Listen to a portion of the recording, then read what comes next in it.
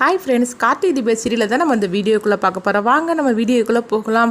துங்காட்டேருந்து கீதாவை காப்பாற்றி கார்த்திக் தன்னுடைய வீட்டுக்கு அழைச்சிட்டு வராங்க. இப்போ அபிராமி சொல்கிறாங்க, ஏன் கீதா இந்த மாதிரின்னு ஒரு முடிவு எடுத்த, கொஞ்சம் பொறுமையாக இருந்திருக்கலாம்ல. சொல்ல போனாக்கி நீ துங்காட்ட தான் போகிறேன்னு எனக்கு தெரியாது, நீ வெளியே போகிறேன்னு சொல்லிட்டு தானே போனேன், ஏமா அந்த மாதிரிக்கு பண்ணணும் அப்படிங்கும்போது இப்போ கீதா சொல்கிறாங்க, இல்லை என்னால் கார்த்தி சாருக்கு எந்த பிரச்சனையும் வரக்கூடாது, அதுக்காக தான் இப்படி ஒரு முடிவு எடுத்த அப்படிங்கிறாங்க.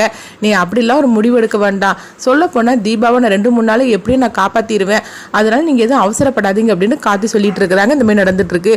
அடுத்து பார்த்தோம்னா தீபாவும் கண் முழிச்சிருந்தாங்க. அப்ப சக்தி தீபா கண் முழிச்சதுமே தீபாட்ட கேட்குறாங்க, தீபா நல்லா இருக்கிறீங்களா, எப்படி இருக்கீங்கன்னு கேட்கும்போது நான் எங்கே இருக்கிறேன் அப்படின்னு சொல்லிட்டு தீபா கேட்கவும் அப்போ சக்தி நடந்த எல்லா விஷயத்தையும் சொல்கிறாங்க.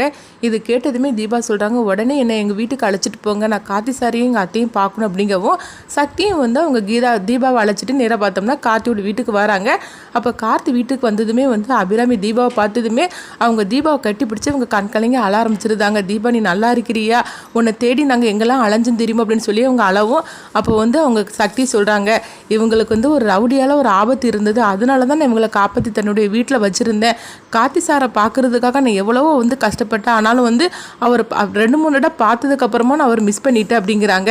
இப்போ தான் தீபா மேடம் கண்முழிச்சாங்க. உடனே உங்களையும் கார்த்தி சாரையும் தான் கண்முழிச்சதுமே கேட்டாங்க, நாங்கள் அழைச்சிட்டு வந்துட்டு அப்படிங்கும்போது இதெல்லாம் சொன்னதுமே அபிராமியும் குடும்பத்தோடு அவ்வளோ சந்தோஷப்பட்டுட்டு இருக்கிறாங்க. எப்படி இருந்தாலும் சரி தீபாவை காப்பாற்றி நீ அழைச்சிட்டு வந்துட்டோமா அப்படின்னு சொல்லிட்டு சக்திக்கு அவங்க ரொம்பவே நன்றி சொல்லிட்டு இருக்கிறாங்க. இங்கே பார்த்தோம்னா ஐஸ்வர்யா தான் கட்டுறாங்க, ஐயோ தீபா கண்முழிச்சு இங்கே வந்துட்டால, இப்போ நம்ம தான் அவளை கீழே தள்ளி விட்டுங்கிற உண்மையை மட்டும் சொன்னான்னா அவ்வளோதான், என்ன பண்ண போகிறோமோ தெரியல அப்படின்னு சொல்லிட்டு பயத்தோடு இருந்துட்டு இருக்கிறாங்க. அப்போ ஐஸ்வர்யாவை தீபா பார்க்குறாங்க. ஆனாலும் இந்த உண்மையை அவங்க சொல்லாமல் மறைச்சிட்டாங்க.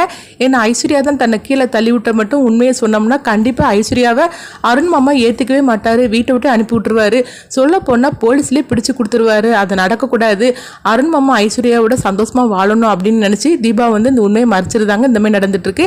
அடுத்து கீதா பற்றி சொன்னதுமே கீதாவும் தீபாவும் 2 பேரும் சந்திச்சுக்கிட்டுதாங்க. அப்போ கீதா சொல்கிறாங்க, தீபா நீங்கள் ரொம்பவே கொடுத்து வச்சவங்க, உங்களுக்காக அந்த குடும்பத்தில் உள்ளவங்க எவ்வளவோ கஷ்டப்படுதாங்க தெரியுமா, அது மட்டும் இல்லை நீங்கள் இல்லாதனால ஆண்டியும் கார்த்தி சாரும் எவ்வளோ கஷ்டப்பட்டாங்கிறது நான் கூட இருந்து நான் பார்த்துட்டேன், அந்த அளவுக்கு அவங்க மனசில் நீங்கள் இடம் பிடிச்சிருக்கிறீங்க அப்படின்னு தீபாட்ட சொல்லவும் தீபாவும் கீதாவை பார்க்குறாங்க.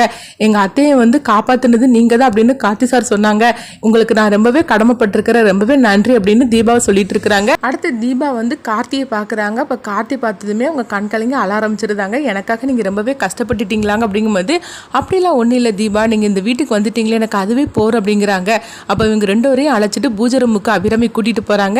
கார்த்தி இந்த தாலியை ஃபஸ்ட்டு நீ தீபா கழுத்தில் கெட்டு அப்படின்னு சொல்லவும் கார்த்தியும் தாலியை வாங்கி தீபா கழுத்தில் கெட்டுறாங்க. இதெல்லாம் பார்த்துட்டு எல்லாரும் ரொம்ப சந்தோஷப்பட்டு இருக்கிறாங்க. இந்த மாதிரி நடந்துட்டு இருக்கு. சரி தீபா நீ போய் ரெஸ்ட் எடு அப்படின்னு சொல்லும் போது தீபாவும் ரூமுக்கு வந்துருந்தாங்க. கார்த்தியும் அங்கே வராங்க. அப்போ தீபா கார்த்திகிட்ட சொல்கிறாங்க, கீதா பற்றின எல்லா விஷயத்தையும் நீங்களும் அத்தையும் சொன்னதை நான் கேள்விப்பட்டு அவங்க எவ்வளோ நல்லவங்கன்னு சொல்லி நான் புரிஞ்சுக்கிட்டேன்.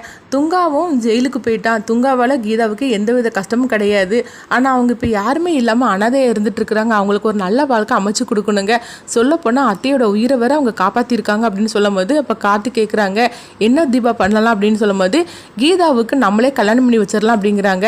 இது கிட்டதுமே கார்த்தியும் சந்தோஷப்படுதாங்க. அப்போ இந்த விஷயத்தை நம்ம அத்தையிட்ட சொல்லலாம் அப்படின்னு சொல்லிட்டு அபிராமி கிட்ட இதை சொல்லவும் அபிராமியும் சொல்கிறாங்க, ஆமாம் நான் கூட நினச்சேன், எனக்கு கீதா இப்போ யாருமே இல்லாமல் ஒரு அனாதையாக இருந்துட்டு இருக்கிறா, நம்ம குடும்பத்துக்கு வந்துட்டா இன்னுமுள்ள ஒரு நம்ம வீட்டு பொண்ணு, அவளுக்கு ஒரு நல்ல வாழ்க்கை அமைச்சு கொடுக்கணும் அப்படின்னு அபிராமியும் சொல்கிறாங்க. அடுத்து என்ன பண்ணலாம் பார்க்கும்போது அதான் என்னுடைய தங்கச்சி பையன் ஒருத்தர் இருக்கிறாம்ல அவனை வர சொல்லிடலாம் அப்படிங்கிறாங்க. பார்த்தோம்னா அப்படியே அச்சு அசலாக கார்த்தி மாதிரிக்கே இருந்துட்டு இருக்கிறாரு, அவரும் வராரு. அப்போ அவர்கிட்ட கீதாவை காட்டினதுமே கீதாவை கல்யாணம் பண்ணிக்கிறதுக்கு அவரும் சம்மதிச்சிருந்தாரு. கீதாவும் அவரை பார்த்ததுமே கார்த்தி சார் மாதிரிக்கே இருக்கிறதுனால நானும் இந்த கல்யாணத்துக்கு சம்மதிக்கிறேன் அப்படிங்கிறாங்க. அப்போ 2 பேருமே ஒருத்தருக்கு ஒருத்தர் லவ் பண்ண ஆரம்பிச்சிருந்தாங்க. இந்த மாதிரி தான் இந்த கதையை எடுத்துகிட்டு போனால் ரொம்பவே நல்லா இருக்கும். கார்த்தி மாதிரிக்கே இன்னொரு கார்த்தி வருவாங்களா, ஏன்னா தீபா மாதிரிக்கே இன்னொரு கீதா வந்திருக்கிறாங்க. அப்போ கீதாவுக்கு ஒரு நல்ல வாழ்க்கையை அமைச்சு கொடுக்கணும்னு சொல்லிக்கிட்டு அபிராமி குடும்பத்தில் உள்ள எல்லாருமே நினைக்கிறாங்க. இதனால கீதாவுக்கும் கார்த்தி மாதிரிக்கே இருக்கிற இன்னொருத்தரும் கல்யாணம் நடக்குமா, இந்த கதையை அடுத்ததான் இந்த மாதிரி கொண்டுட்டு போனால் ரொம்பவே நல்லா இருக்கும். என்ன மாதிரி இந்த கதையை எடுத்துகிட்டு போகிறாங்கன்னு சொல்லி நம்மளும் வெயிட் பண்ணி பார்க்கலாம்.